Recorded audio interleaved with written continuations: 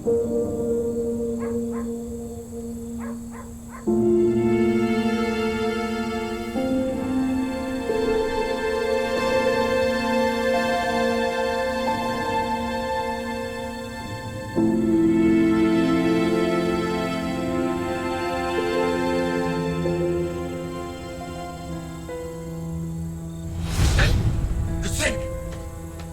Sandali lang.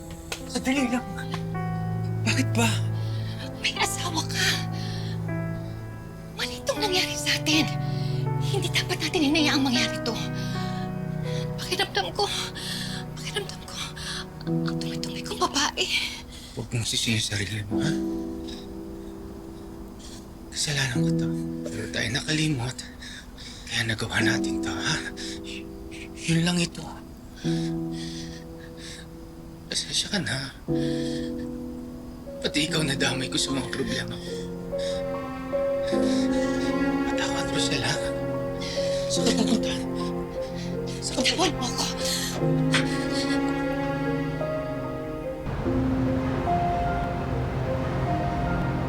Buntis po ako? Yes, Rosel. Congratulations. I'll give you some prenatal vitamins at alagaan mong mabuti ang sarili mo, ha? Regular checkups are important, okay? Excuse me.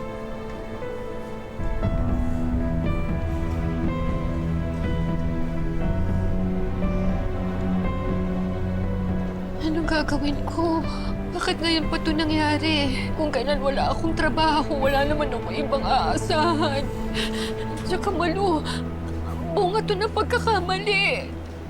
Alam ko gusto kong magkaroon ng anak pero hindi naman sa ganitong sitwasyon. Hindi sa ganito. Mali ito eh. Mali ito. Anong gagawin? Rosel! Paano kung bubuhayin to? Paano? Tapos lalaki pa siya ng walang ama. Anong gagawin ko, Malu? Anong gagawin ko? Hindi ko alam paano gagawin ko.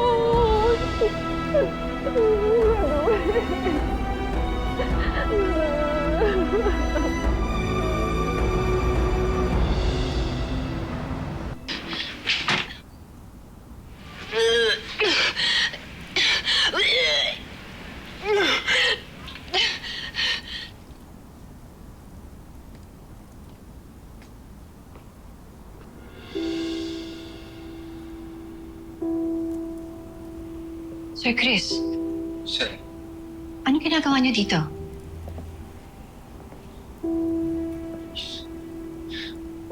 please huwag ka magagalit, ha? Please. Alam ko lang kung ano nangyari sa'yo. Pero sana lang kung buntis ka. Nagbunga kung ano man nangyari sa ating dalawa. Malu, hindi mo na dapat sinabi sa kanya. Kasi may karapatan akong malaman ng totoo. Ako ang ama ng dinadala mong bata. Handa akong panagutan ka. At saka yung magiging anak natin. Nanagutan ko yan. Pananagutan? Oo. Nanagutan ko dahil ang totoo hindi pa kami okay ni Via. At bala ko pa rin siyang hiwalayan. Ano? Nasisiraan ka na ba ng ulo? Aksidente yung nangyari sa atin. Hindi ako papayag na magkahiwalay kayo ni Ma'am Via nang dahil sa akin. Hindi makakayanan ng konsensya ko yun. Sir Chris, pwede ho ba? Ibuhos mo na lang ang panahon mo kay Ma'am Via. Huwag mo nagdagdagan yung kasalanan natin. Paano yung anak mo, Rosel? Diba, ikaw na rin nagsabi, nahihirapan ka maghanap ng trabaho. Si Sir Chris lang makakatulong sa'yo. Malu, lumaki ako mag-isa. Alam kong hindi madali. Pero kakayanin ko.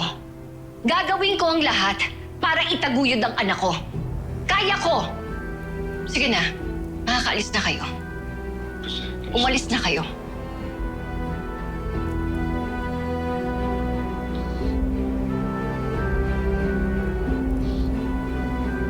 Sige na.